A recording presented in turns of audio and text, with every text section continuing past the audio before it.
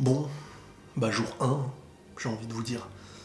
Je vais reprendre la lecture des scans, SNK, le chapitre 115, et je crois que là on s'est arrêté au 117. Mais je vais reprendre le 115 parce qu'il paraît qu'il y a des choses qu'on n'a pas vues et tout. Je suis impatient, j'ai beaucoup d'émotions pour de vrai.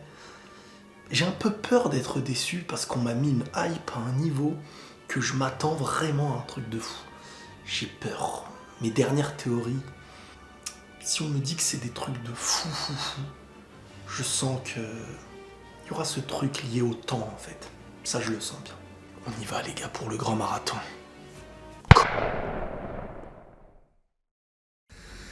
C'est une dinguerie. Déjà je relis le chapitre 115. Et ce qui se passe avec Sig, c'est vraiment incroyable. C'est vraiment mystérieux. Mais on est sur la bonne... Enfin, j'étais sur la bonne théorie. Et j'avais pas lu encore le chapitre. Comme quoi c'était lié à une petite qui, à mes yeux, d'un monde qui est entre l'au-delà et la vie. Mais ça a l'air d'être Ymir, qui gère le monde des Eldiens. Peut-être comme elle en a envie, elle peut peut-être manier les titans. Mais en tout cas, c'est elle qui a soigné Sig, qui est revenu à la vie. Donc déjà rien que ça, j'ai plein de questions. Je suis impatient. Mais ça y est là. Là on bascule vers un autre monde. Et Sig il est important. C'est beau, purée.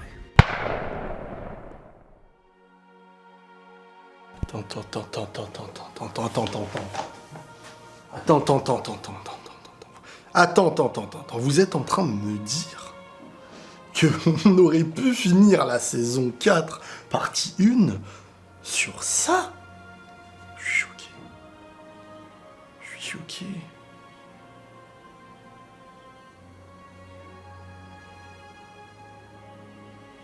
Non, mais pourquoi ils ont pas fait ça? Oui, ça aurait mis de l'âge. C'est comme dans Game of Thrones, avec Jon Snow et tout, ça. Non, c'est trop. Dans les trucs, je remarque beaucoup plus de détails. Je remarque que quand même, on sent qu'on est sur... c'est plus étalé, il y a la place, on explique les choses, je trouve, beaucoup mieux. L'animé a coupé et a sauté beaucoup de choses quand même. Hein. Je sais pas si c'est volontaire, mais... Enfin, je pense que oui, parce que peut-être faut condenser. Mais pas très fan de ce que l'animé... de quoi l'animé se prive aussi. Hein. Bon, Sig a bien été sauvé par Ymir. J'ai eu des théories, franchement. Je peux comprendre que certains disent que j'ai lu les scans, hein, la vérité. Mais Isayama, il est ce que j'aime en fait dans la création d'une histoire. Il est exactement ce que j'aime. Il manque plus qu'il touche. Hein, bon, je veux pas dire... Ouais, la petite, c'était donc Ymir, mais c'était logique. Qui, entre la vie et la mort, peut apparaître comme un fantôme, une fille, un peu à l'image de ce qu'on avait vu dans le ending saison 2. Ça ne pouvait être que Ymir, en soi. La scène...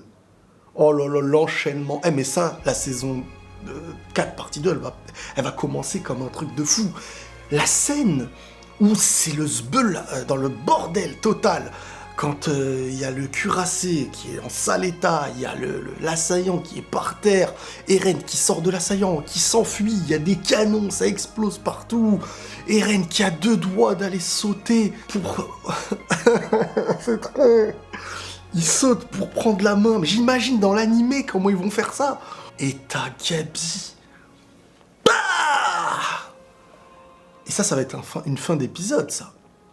Ça, celui qui ne lit pas les scans, les derniers survivants, ce serait un choc, purée, mais... Oh là, cette scène-là, elle va être marquante. Elle marque les esprits. Il est fort, Isayama. Oh, il est trop fort. Et la scène avec Falco, en mode... la scène de Falco avec son frère, du frère de Falco qui supplie Sig de ne pas faire son cri, et Sig qui lui dit je comprends, t'inquiète, en tant que frère lui aussi par rapport à Eren. Et là, il lâche son cri. T'as Falco, il se transforme en titan. Il se passe vraiment ce qu'il faut. Pour l'instant, je suis choqué. C'est vraiment ce que j'aime. Et puis t'as Sig qui vient aussi pendant la bataille, dans un moment improbable, comme je l'avais dit. T'as Gabi qui a sa vision qui change aussi. On continue.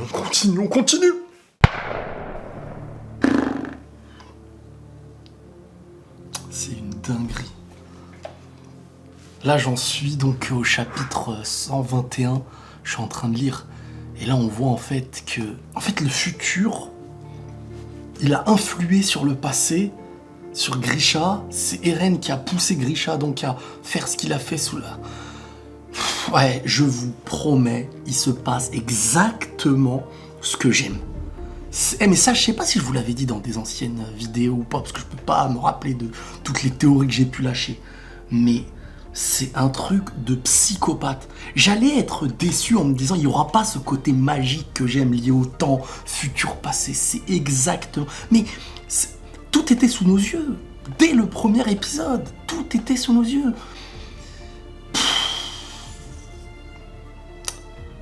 J'aimerais bien pleurer là, tellement c'est beau tout ça. C'est exceptionnel. Mais c'est complètement fou là. C'est complètement fou. J'aime. Mais j'avoue que j'ai dit des choses quand même. J'ai dit beaucoup de choses. C'est un truc de fou. Mais c'est parce que c'est l'univers qui est le mien.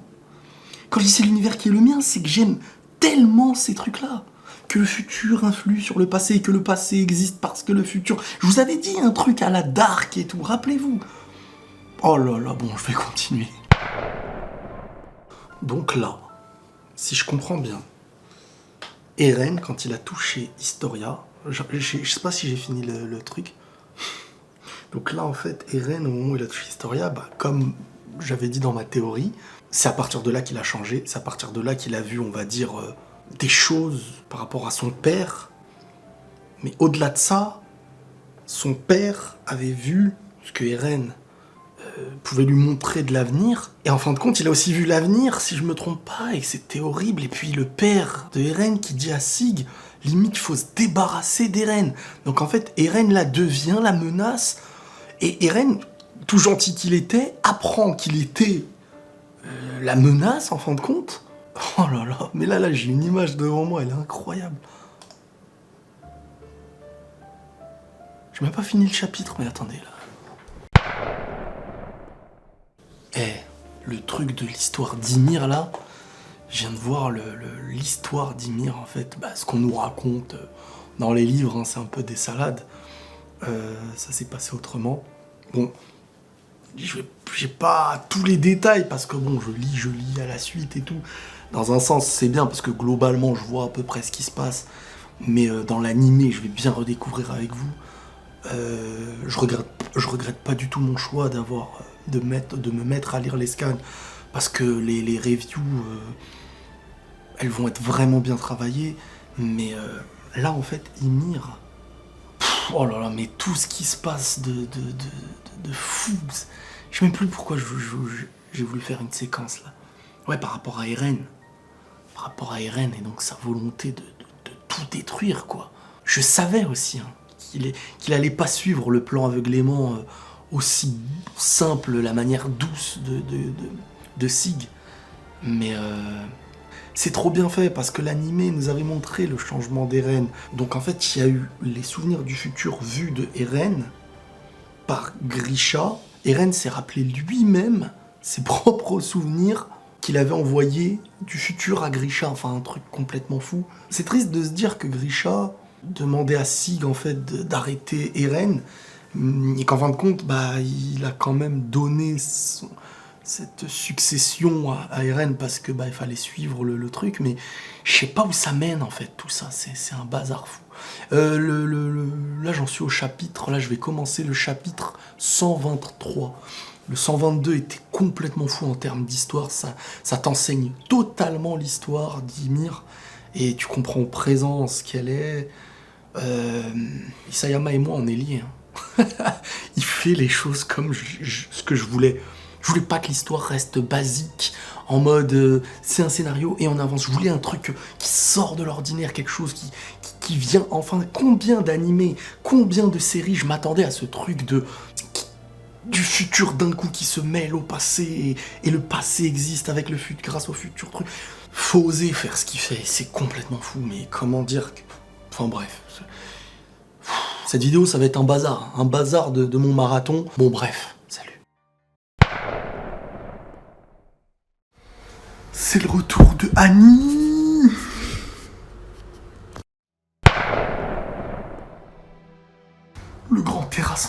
commencer, les amis.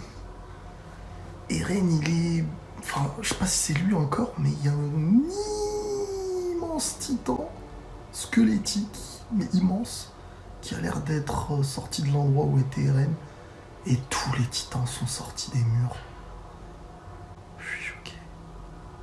Et là, Eren, il explique qu'il veut tout détruire dans le monde, quoi. J'ai bientôt fini SNK. J'ai bientôt fini l'histoire des SNK. Là, j'en suis à... Je crois le chapitre 134, un truc comme ça. Bref, Eren a déclenché le grand terrassement. Et les titans sont en train d'écraser le monde de plus en plus. Et j'ai envie de vous dire, vraiment, Isayama, c'est un génie. C'est un génie, pas possible. J'ai jamais ressenti ça. Je pense que j'ai jamais ressenti ça. Ça ne remet pas en question ce que j'ai pu aimer dans les Naruto et tout ça. Mais je trouve qu'il a osé faire des choses que j'ai jamais vues aller aussi loin, en fait. En fait, ce que Eren vit, c'est même pas propre à sa volonté. Enfin, c'est faire ce qu'il est, mais engrainer un petit peu par rapport à son destin. Et ce que j'appelle son destin, c'est ses souvenirs du futur, l'apprentissage de ses souvenirs du futur par rapport lorsqu'il a eu le contact avec... En fait, lorsqu'il a eu le contact avec Historia, il a appris ce que son père a appris dans le passé, sur lui du futur. Il s'est rendu compte de ce qu'il était, de ce qu'il allait commettre. À partir de là, vous pouvez lui montrer ce qu'il y a au-delà de la mer, que lui, il sait ce qu'il y a même au-delà de ce qui va se passer dans l'avenir, de ce que lui, il va faire. Mais s'il le fait, c'est aussi parce que il n'a pas le choix. Et la phrase d'Eren Kruger, si tu veux sauver Armin, Mikasa, en fait, c'est presque sa phrase à lui, en fait. C'est sa phrase à lui. Pour moi, c'est sa phrase à lui. Parce que, en fin de compte, déjà, on apprend aussi par rapport à Mikasa, que les Ackerman, en fin de compte, non, ne sont pas dans un truc de protection de maître, mais qu'au contraire, c'est lui qui a inventé ça. Pour faire croire à Mikasa que ses sentiments n'étaient pas vrais, ceci, cela, parce que Sig avait dit à Eren que non, les Ackerman s'éveillent à un instinct de survie, en fin de compte, et qu'il n'y a pas cette histoire de maître et tout, et qu'en fin de compte, Mikasa aime réellement Eren. Et je pense qu'Eren aime Mikasa, parce que s'il a posé cette question-là à Sig, par rapport au Ackerman, il se serait pas posé la question s'il s'en tape. S'il cherche à savoir pour Mikasa, il a ses sentiments lui aussi.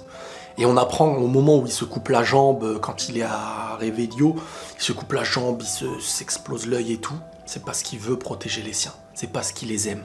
Sauf que, en fin de compte, le monde entier en veut aux Eldiens. Et il y a deux choix. L'éradication douce ou le grand terrassement d'un monde entier. Et Eren, pour protéger les siens, il va éradiquer tout en leur laissant la liberté d'agir aux autres. Il y a une double preuve d'amour, en fait. Profondément. Mais en fin de compte, il fait parce qu'il est destiné à faire, et à la fois, c'est comme si en fait il voulait pas, mais il était obligé par son destin, par celui du futur qu'il est, et qu'il n'a pas le choix, et c'est une forme de malédiction.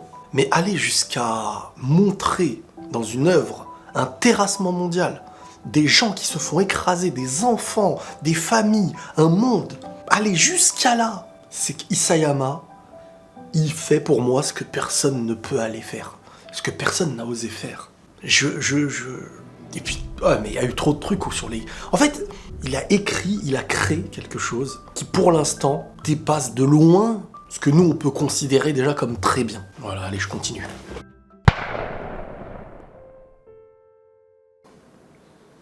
Alors, je suis à jour. C'est un truc de ouf. Ça fait 2 heures, je crois que j'ai le même visage que Eren quand il touche Historia, en fait. Le visage qu'il a après, pendant des années, je crois que j'ai eu ce visage pendant 2 heures. C'est magnifique. Magnifique. Franchement, ce qui a été fait là, ce que j'ai vécu, l'émotion que ça m'a procuré, en quelques instants, j'ai vécu tout ce que Eren a pu vivre je sais pas combien de temps. Je vous dis, on dirait vraiment que j'ai touché la main d'Historia et que moi aussi, il y a eu trop de trucs. J'ai voyagé. Alors honnêtement, je regrette vraiment pas. Je regrette vraiment pas parce que tout ce que je vais voir là dans l'animé et tout ce que je vais pouvoir analyser ensuite avec vous, je vais le vivre avec l'émotion du savoir qu'Eren avait à ce moment-là en fait. Et c'est totalement différent. C'est totalement différent. Celui qui regarde SNK sans comprendre l'émotion qui est transmise, il peut pas comprendre Eren en fait. Il peut pas comprendre ce qu'il vit. Il peut pas comprendre le changement de regard. Il peut pas comprendre pourquoi. Il peut pas comprendre. Attendez, Eren a vu avant la fin de ce qu'il allait faire.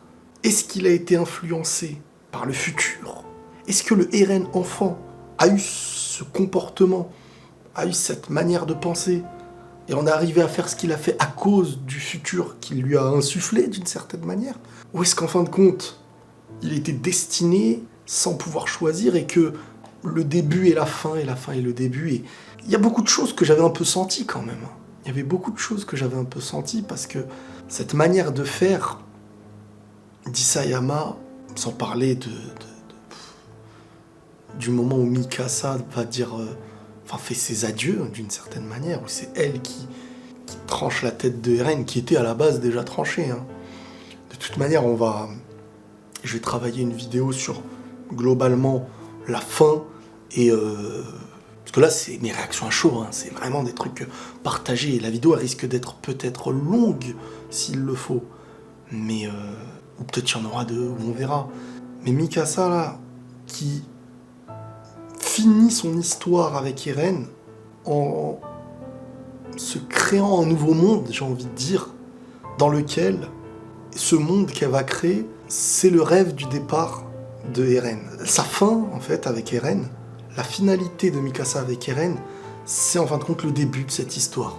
Et il reste un chapitre, je crois, on verra comment ils vont conclure ça, mais je vous jure que celui qui regarde SNK en cherchant qu'un scénario sans ressentir ce qui est... Parce que SNK aujourd'hui, c'est 50% de scénario, 50% d'une philosophie, parce qu'alors là, on peut évoquer un milliard de choses. Ce qui est transmis, faut pas juste se dire, chercher la mécanique. C'est comme, je sais pas, quand tu vas regarder Lost, quand tu vas regarder Dark, quand tu vas regarder certains trucs, l'auteur, il est dans une volonté, dans une volonté de transmettre quelque chose. Si toi, tu passes à côté de ce qu'il veut te transmettre, et vous savez, ce qu'il veut transmettre, c'est aussi quelque chose d'éternel, au point où tu ne peux pas avoir une réponse ferme. Tout le monde peut avoir sa réponse, tout le monde peut avoir sa vision, et c'est ça qui est beau. C'est que une histoire, pour moi, et j'ai toujours dit, alors faut pas qu'elle se termine toujours de la meilleure des manières, une histoire, c'est pour ça que j'avais vanté Death Note, mais pour moi, une histoire qui finit bien, c'est un auteur qui veut satisfaire. Alors on peut finir bien une histoire sans pour autant satisfaire un public, sans vouloir satisfaire un public, sans faire le fanservice. Mais celui qui réussit à faire du glauque d'une certaine manière, à rendre triste et faire une fin vraiment triste, c'est quelqu'un qui arrive à conclure une œuvre. Mais je vais aller plus loin, SNK finit son histoire, alors on n'a pas fini, mais quand même, regardez le visage derrière. Il est souriant. En fin de compte, ce qui se passe est beau. Et c'est le second plan qui vient te montrer que ce qui se passe est beau. Alors que faut pas oublier que Ymir, elle était limite tout le temps malheureuse. Depuis son enfance. Bon, l'histoire d'Ymir aussi, c'est quelque chose, mais on reviendra peut-être, on fera peut-être plein de vidéos, on verra, ça dépend de vos retours. Mais Mikasa qui n'a jamais embrassé Eren aussi, le moment où elle l'embrasse, c'est à sa fin. Et je regrette pas. Je regrette vraiment pas, en tout cas, d'avoir fini, d'être à jour. Parce que j'ai jamais vu ça en termes d'œuvre manga. Je vous jure que l'Attaque des Titans, ça a touché à ce que moi je voulais. Ils ont sorti l'œuvre, même si à la fin ça part un peu en vrille, un petit peu bon, je veux pas dire à l'image de la guerre Naruto, mais ce que je veux dire c'est qu'à la fin, voilà, tous les plus grands pouvoirs, les immenses titans qui se battent, qui se truquent, il y a plein de titans qui apparaissent, tous les power-ups possibles, tous les trucs inimaginables, ça arrive, ça combat, ça... Mais la finalité, c'est tellement beau, mais... c'est tellement beau. Vraiment. S'il y a une œuvre que je devrais retenir, je pensais pas qu'à mon âge aujourd'hui, j'aurais été touché autant par un animé ou un manga.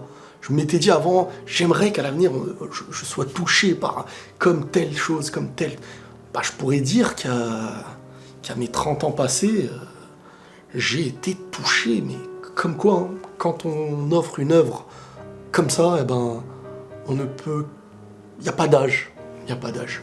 Bref, tout ça n'est qu'une réaction à chaud. Mais j'ai besoin de faire passer quand même un bon message derrière tout ça. Merci Isayama. Vraiment, bravo.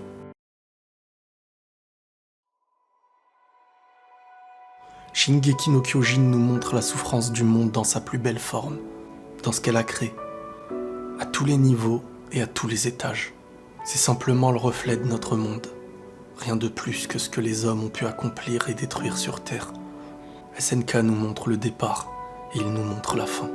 Les deux s'entremêlent éternellement, le rêve intérieur ainsi que le monde extérieur. Le paradis pour certains et l'enfer pour les autres. Comment l'obtenir ? À travers quel combat ? Un monde simplement à l'image du nôtre, rempli de vengeance, de rancune et de douleur. Vous savez, les monstres qui détruisent le monde, c'est nous qui les avons créés. Et c'est à vouloir priver celui qu'il ne fallait pas de sa liberté qu'on a privé le monde de sa tranquillité. Quelque chose a créé Eren, peut-être pour que Eren détruise l'humanité. Mais pas sans raison. Peut-être que la paix n'existe pas réellement ici-bas.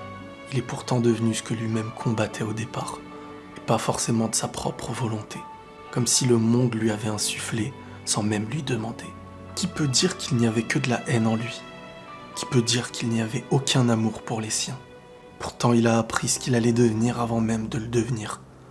Et c'est là que tout a commencé. C'est là que pour lui tout avait changé. Ses yeux ne pouvaient plus rien apprécier. Son regard, son sourire, comment les faire exister ? Comment voulez-vous aimer la vie après avoir appris que vous allez toutes les détruire ? Comment apprécier l'océan, le nouveau monde, quand chaque nouvelle famille et chaque nouveau sourire que vous allez découvrir seront le futur bain de sang que vous allez construire ?